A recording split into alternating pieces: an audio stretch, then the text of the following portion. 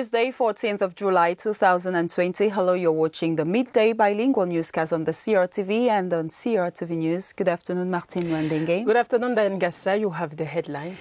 Media men and women have been called to respect the ethics and deontology of their noble profession. The call was reiterated by the Minister of Communication, René Emmanuel Sadi, during a joint press conference with the Minister of Post and Telecommunications, Libom Lilikeng, which focused on the media drift, systematic misinformation and lynching of national and foreign personalities in public space. In this newscast, we will have excerpts of the Minister of Post and Telecommunication and that of the Minister of Communication. And the Minister of Basic Education, Laurent Serge Etundingwa, is today chairing a seminar to validate strategic plans on the achievements of basic education sector and finding ways of improving the results of pupils in the country. Our reporters will be bringing us updates from the field in this newscast. And then, just before the end of the newscast, we'll be traveling over to the West region.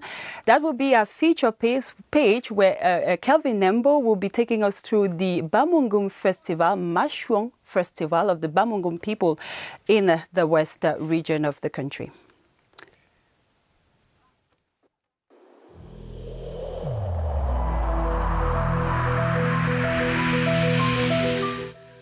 Let us channel all our energies towards fighting this common enemy.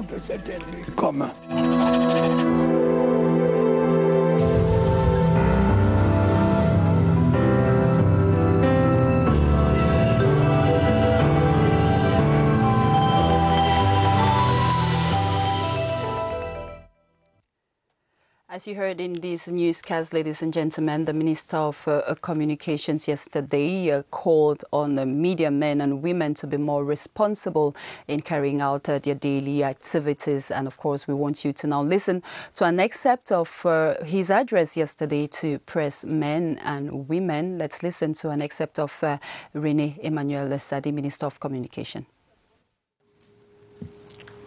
This manipulative and distorting frenzy is even more accentuated in the media treatment of the security situation in the Northwest and Southwest regions. In this regard, some have deliberately chosen to misrepresent the facts, depending on the circumstances in which these occur and for hidden purposes. Thus, systematically, unrepentant and totally dishumanized armed banks, assassins, looters, and rapists are presented by certain media players as innocent angels, alleged victims of the tyranny of the government and of our defense and security forces. In the same way, the numerous atrocities committed by the armed bands in these regions are concealed, while the Cameroonian army, which is legitimately engaged in a fight for the preservation of our territorial integrity and the security of goods and people, is constantly being conspired, demonized, and stigmatized. Madame, Monsieur, merci de votre fidélité aux 12 heures sur la CRTV. Dérive dans les médias sociaux, le gouvernement met en garde les auteurs et rappelle les risques encourus vis-à-vis de la loi. Les ministres de la Communication et des Postes et Télécommunications, René Emmanuel Sadi et Minette Libom Lilikeng, étaient face à la presse ce lundi à Yaoundé. Au cœur de cette conférence conjointe, les récentes vagues de dérives médiatiques observées. En rappel, le taux de pénétration Internet au Cameroun est passé de 4,3% en 2010 à 30% en 2020 selon l'Antique. Je vous propose à présent d'écouter le ministre des Postes et Télécommunications, Minette Libom Lilikeng, dans cet extrait sélectionné par Benen Boumagana. Le gouvernement prendra toutes ses responsabilités face aux menaces cybercriminelles, sachant que les techniques et les outils digitaux permettent au Cameroun de recueillir, un ensemble de preuves en vue de l'identification de l'auteur de toute communication électronique. Ça a été un choix d'intensifier la sensibilisation. Mais on est capable de rattraper quiconque a posé ce genre d'actes répréhensibles sur les réseaux sociaux. Retenons tous qu'une information erronée véhiculée, inconsciemment ou à dessein dans les réseaux sociaux, peut faire vaciller toute une vie, tout un pays. Ce qui est mis en ligne reste en ligne, même supprimé par vous. Les réseaux sociaux constituent un instrument extraordinaire de communication, mais ils doivent être utilisés de manière responsable. Et pour ce faire, chaque acteur doit jouer pleinement son rôle. Nous y reviendrons dans nos prochaines éditions d'information à suivre. On parle éducation à présent. De nouvelles réformes dans le système éducatif camerounais pour les 5 prochaines années. Le plan national de développement et de pérennisation des acquis scolaires et de la carte scolaire est actuellement au centre d'un atelier qui a cours en ce moment à l'hôtel Montfébé de Yaoundé. Les assises sont présidées par le ministre de l'Éducation de base, le professeur Laurent Serge Etoundi Ngowa. Nous retrouvons sur place là-bas notre reporter Sidoine Moncam pour plus de détails. Sidoine, bonjour. Bonjour à vous, Martine Noël. Vous l'avez dit, les ministères en charge de l'éducation et de la formation sont actuellement en concertation dans cette salle derrière nous. Les assises rentrent dans le cadre de l'atelier de validation des acquis scolaires et du système d'information pour la gestion de l'éducation. Pour en savoir davantage, nous sommes avec Madame Elobo Ambassa Lisette, chef de la division des projets de la planification et de la coopération au ministère de l'Éducation de base. Bonjour madame, merci de répondre aux questions de la CRTV. Alors, est-ce qu'on peut avoir une idée de ce qui est au centre de ces assises qui se tiennent actuellement? En fait, il s'agit aujourd'hui pour les ministères en charge du secteur de l'éducation et de la formation de procéder à la validation de 2 plans stratégiques importants. Ce sont des plans stratégiques qui concernent d'une part, dans le cadre du pilier 5, l'évaluation des acquis scolaires pour les élèves du primaire et du secondaire.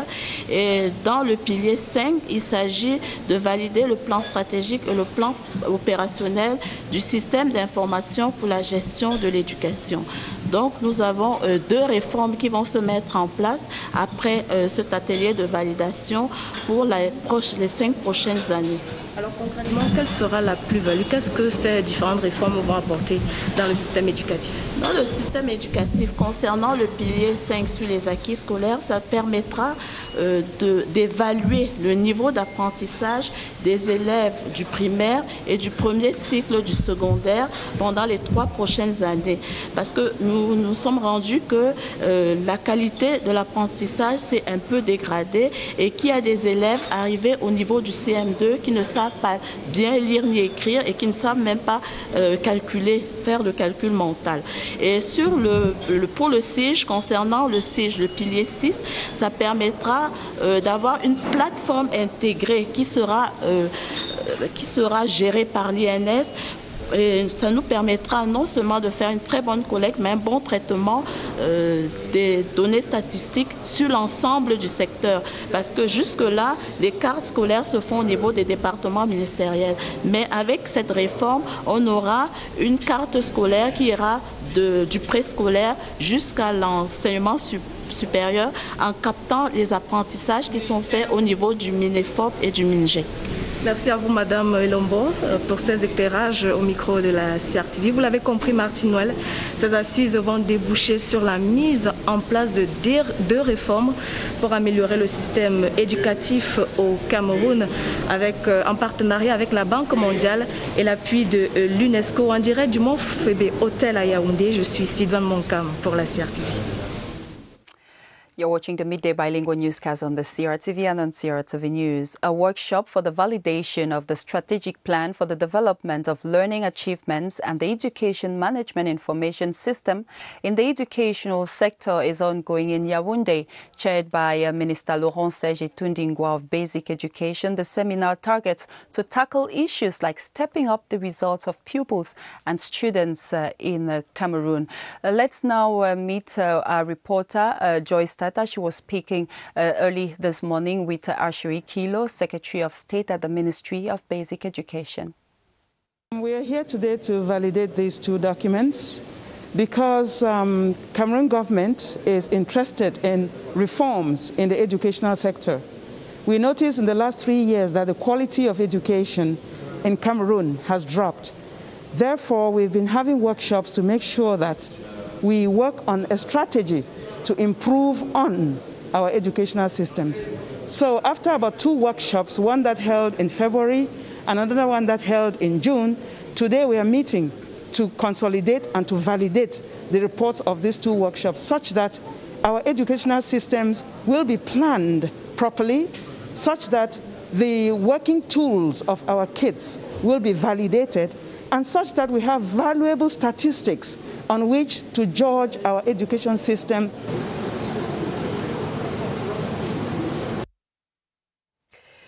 Et cet appel à l'aide qui nous vient de l'hôpital gynéco-obstétrique de Yaoundé, c'est celui des bébés siamois, 2 petites filles jointes au niveau du bassin. Une situation assez complexe pour les parents sans emploi. L'appel au secours de cette famille en détresse dans ce reportage de Victor Lema. Une naissance, 2 vies. Des jumelles siamoises unies au niveau du bassin et des membres inférieurs. Leurs parents n'ont pas vu ça venir. J'ai fait toutes mes visites là-bas à l'hôpital bien Massine. J'ai commencé à partir à l'hôpital là-bas à 5 mois jusqu'à 9 mois. Après encore 5 mois, j'ai encore fait une autre échographie. On m'a dit que les enfants étaient couchés. Après, j'ai encore fait l'échographie. On dit que les enfants sont toujours assises. Bon. Là, on m'a dit qu'on devait m'opérer. On m'a opéré lundi, le 6. Oui, j'étais choquée. Je n'attendais pas de ce que j'ai vu. Mais après, je me dis merci à Dieu. Le choc est double pour Ekane, leur père. Originaire du sud-ouest Cameroun, le jeune homme a perdu son emploi suite à la crise sanitaire engendrée par le Covid-19. Au bout du fil, son oreille attentive à toute manifestation humaniste. J'ai perdu mon travail, ça fait 3 mois aujourd'hui. Dieu m'a béni avec 2 filles. Je ne sais pas ce que je peux faire. C'est pour ça que je vous dis, je dis aux Camerounais, je dis à tout le monde, précisément les premières dames de la nation, le grand-mère Chantal, pour venir à mon aide, pour aider à ma situation, pour voir que mes enfants aient séparé.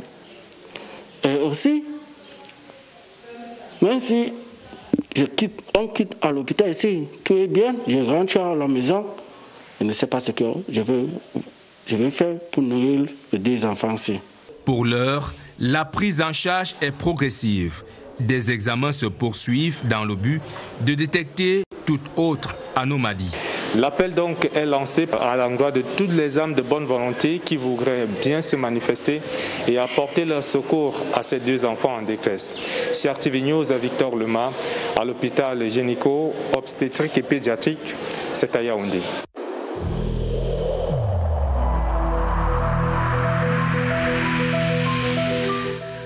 Évitons de stigmatiser ceux qui sont atteints par la maladie.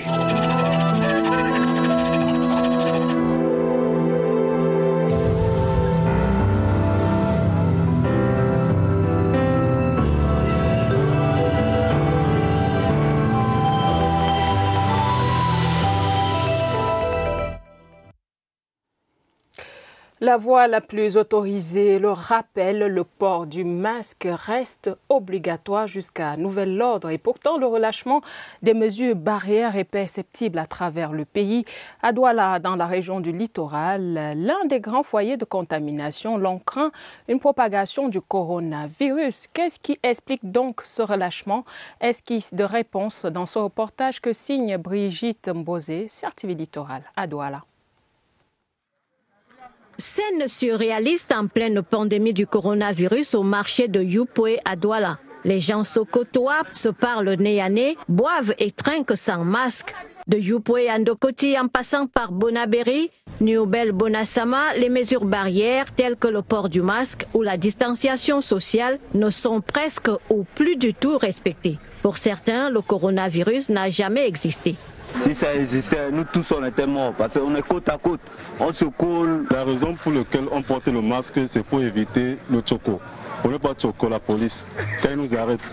D'autres pointent du doigt les difficultés financières. Un masque coûte 500 francs, c'est aussi coûteux. Imaginez un peu une famille qui a au moins 10 personnes. S'il faut aborder 3 masques par jour, ça fait 1500. Et moi, j'ai 10 enfants. Vous voyez ce que ça peut me faire. Quelques-uns trouvent le masque inconfortable, voire dangereux pour leur santé. Le masque m'étouffe. Je porte seulement pour 2 heures de temps quand je voyage dans la pirogue ou je suis au marché, à l'hôpital. Quand je parle comme ça, je suis obligé d'aspirer encore l'air qui sort dans ma bouche. Est-ce que ça ne va pas me causer autre chose bien après? Douala est pourtant le deuxième foyer de la pandémie. Il est fort à craindre que le Covid-19 fasse encore des victimes si l'application des mesures barrières reste optionnelle. And over in the South region, more and more people in Obolova continue to visit and make merry in beer parlors and other leisure sites without wearing face masks nor paying attention to different preventive measures put in place by government to curb the spread of the coronavirus pandemic. Owners of such facilities too are fast abandoning the good habits, thus resulting in an increase in the number of COVID-19 infected persons. Clarence Azay in the following report paints a picture of what obtains in leisure sites in the town of Obolova. We are in one of the most popular drinking spots in Obolova. Many clients are having fun, some without face mask. Others have theirs hung down their chins while no one cares about physical distancing. People here seem to care less about the existence of the invisible but ravaging coronavirus. You know, in drinking spots, most of the people don't respect. They do what they want. Even you see your neighbor, you tap him, you say, "Where is your face mask?" He say he's in a bar drinking. I have a bucket outside the water, hand sanitizer and Javel that people use to wash their hands. But for the moment, they don't use it again. So I don't really know. I'm trying to encourage them, but it's really difficult. The same scenario is obtained in some beer parlors and other leisure spots like restaurants and even markets and car parks around the town of Obolova. People have been complaining that the hand sanitizer, the water to wash their hands is not necessary because they don't have any victims here in Obolova. If customers are failing to respect the barrier, operators and managers of these leisure facilities are also to blame. Some have stopped putting washing stations at the entrance into their bars, while very few take time to advise their customers on observing physical distancing. As the number of COVID-19 cases keeps surging in the South region, it's high time many wake up from their slumber before falling prey to the virus and endangering others. And in the North region, the population of that part of Cameroon has been urged to keep respecting anti-COVID-19 measures and remain vigilant. The Garoua city mayor made the call while evaluating the actions against the pandemic. Dr. Osmaila Mohamadu said they will continue in respecting the barrier measures to eradicate the virus in the region, which registered only 1 new case in the past week, bringing the total number of persons infected in the North region to 127. Wilson Mengole completes that story from Garoua. Combating the coronavirus has been top on the list of priorities of councils in the North region ever since the pandemic hit the country. Besides the distribution of anti-COVID-19 kits to the population, they have in local and official languages also be sensitizing the public on prevention measures as prescribed by the government.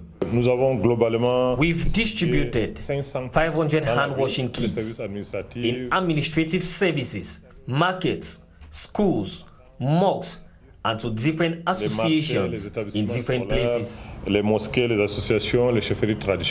Figures from health officials in the region show that the number of COVID-19 cases stand at 127, with 12 deaths and 95 recoveries. Though no new cases have been recorded in the past week, local authorities call for more vigilance. This is especially due to the observations that in the past weeks, the people have not been strictly respecting anti-COVID-19 measures prescribed by the government, especially the wearing of masks in public places. Tension dans l'air entre l'opérateur de l'électricité Néo et ses clients. À l'origine, la surfacturation de la consommation mensuelle. Le ministre de l'Eau et de l'Énergie, Gaston Elundou Essomba, a sifflé la fin de la récréation et les ajustements des Néo ne se sont pas fait attendre. Voici ce qui change avec Cyril Kingé Mbepe. Voici l'objet de toutes les querelles entre les consommateurs et l'opérateur de l'électricité.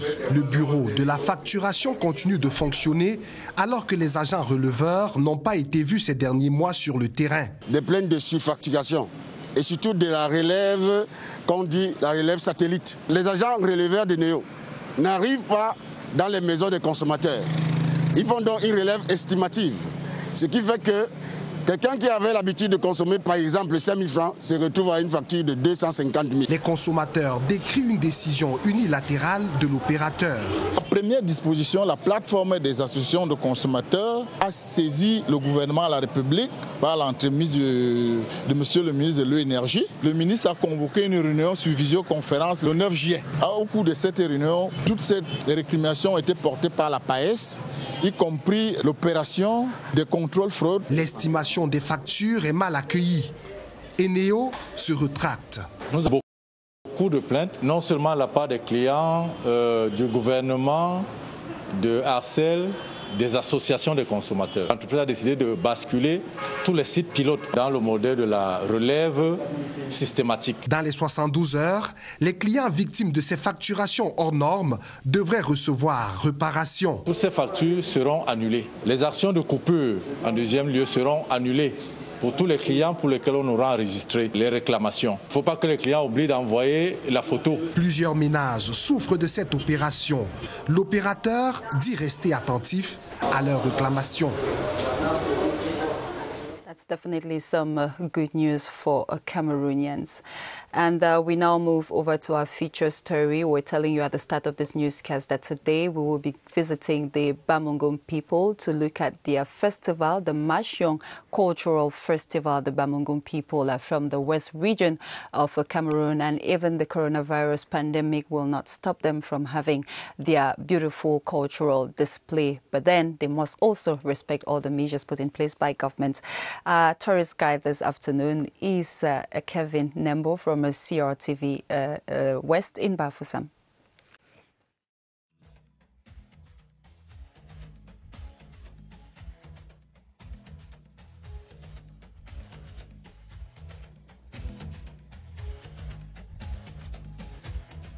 They came from far and near with a common vision to share ideas and better plan for the success of their cultural festival dubbed Mashiong, a veritable window to sell their close to 370-year-old historical and cultural worth to the outside world, enlighten the population on the need to respect all government-prescribed barrier measures against the COVID-19 pandemic.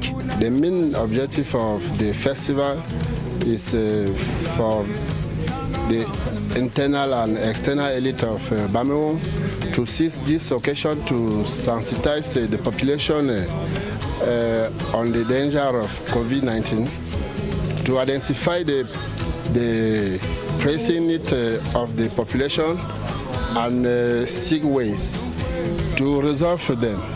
Lastly, to showcase their rich cultural diversity through traditional dance and food that we are making in our village.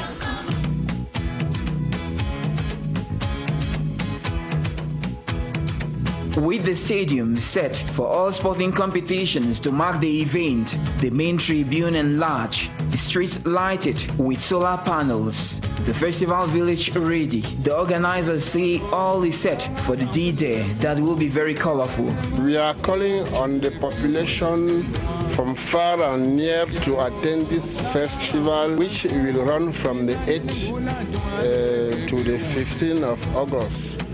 Some measuring our activities during the festival will include football, handball, dance and exposition.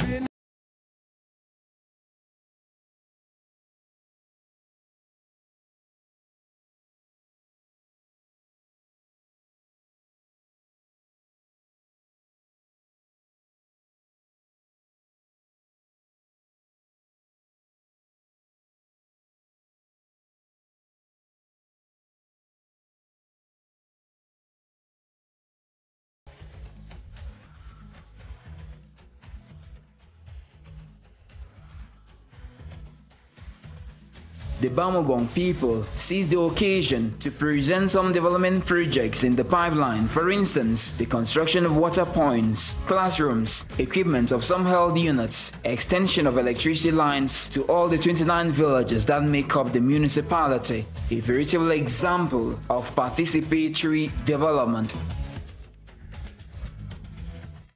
And of course, the appointment has been taken, Kevin, from the 8th till the 15th of August 2020. They will definitely not forget to respect the barrier measures against the spread of the COVID-19. And in sports, an exhibition of volleyball tournament is underway at the sports complex of the Advanced School of Public Works here in Yaoundé to detect some young talents for the different national teams. 4 matches will be played daily with barrier measures against the spread of the COVID-19 highly respected. Baldwin Sama is standing by at the Advanced School of Public Works with details. Hello, Baldwin. What's happening over there?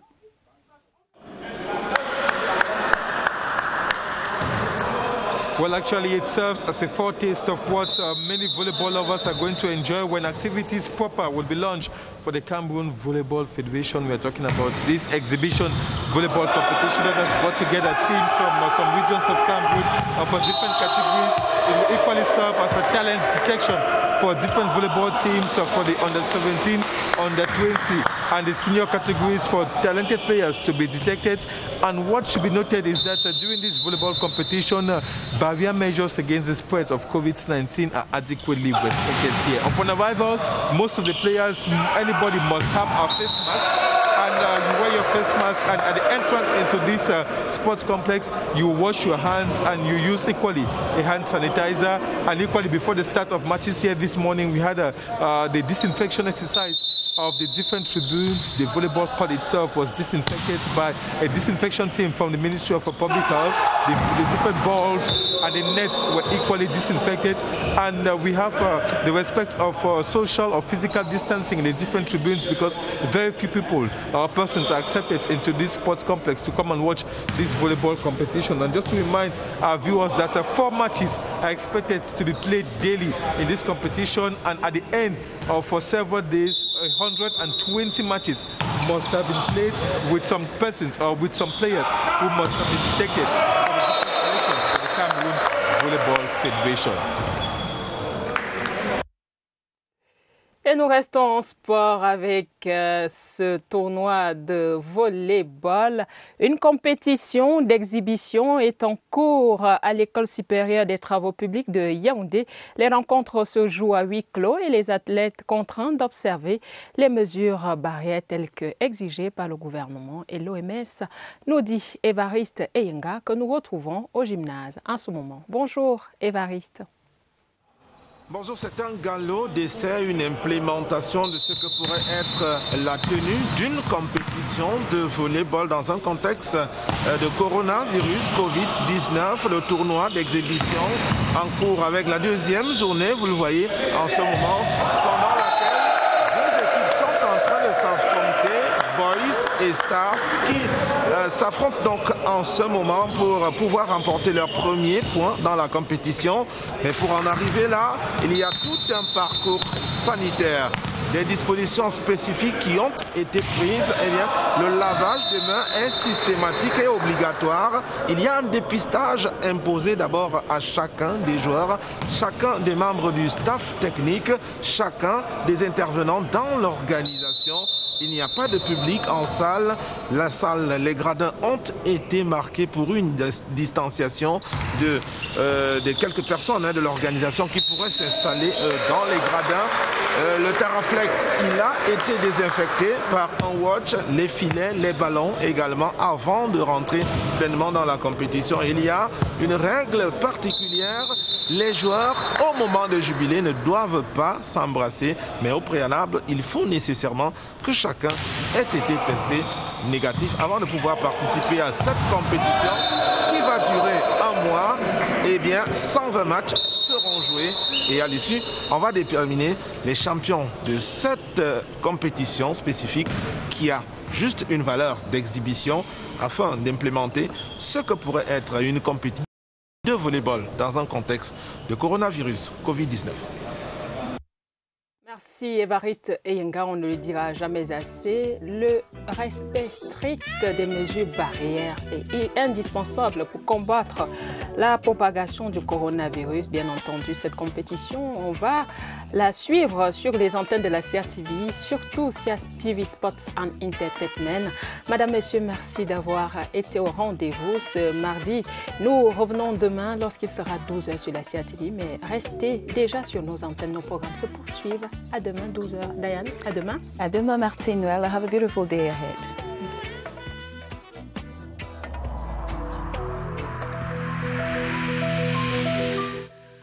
Let us channel all our energies towards fighting this common enemy.